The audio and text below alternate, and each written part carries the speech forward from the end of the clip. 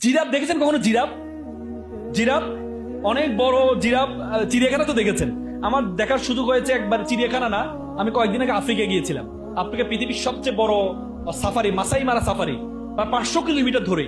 সেখানে দেখলাম প্রাণী ন্যাচারালি কিভাবে চলে। সেখানে দেখলাম জিরাফ যখন সন্তান প্রসব করে, তখন জিরাফ কি করে, তার ডান পা দিয়ে একটা লাথি মারে সন্তানকে।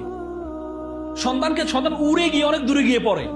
পরবর্তীতে জিরাফ আবার সেখানে যায়, জিরাফের মা গিয়ে বাচ্চাটার আবার লাথি মারে। এবার এটা কি আরো উড়ে গিয়ে পড়ে, তখন আবার জিরাফ তার বাচ্চার কাছে যায়, তখন বাচ্চা দিয়ে দৌড়। আচ্ছা বলেন তো, জিরাফের মা কি খুব নিষ্ঠুর? জিরাফের মা এই জন্য লাথি মারে কারণ জিরাফের মাথায় শিং নেই। ওখানে অনেক হিংস্র প্রাণী আছে।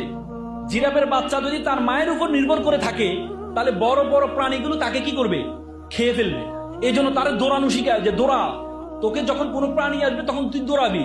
সে যদি মনে করে না আমি বসে থাকি, তখন এসে বড় বড় হিংস্র প্রাণীগুলো তাকে খেয়ে ফেলবে। মা তাকে ভালোবাসে, এই জন্য তাকে লাথিটা মারে। আপনি আপনার সন্তানকে ভালোবেসে লাথি মারবেন। লাথি বলতে ডাইরেক্ট লাথি না, আমি রূপকথ্যে বোঝাচ্ছি। আপনার সন্তানকে কষ্ট সহিষ্ণুতা শিখাবেন। সন্তানের এই যে স্কুলে আসার সময় ব্যাগটা নিজের কাঁধে নেন, সন্তানকে কাঁধে নিতে দেন না, এই কাজটা কখনো করবেন না। ব্যাগটা তার কাঁধে দিবেন।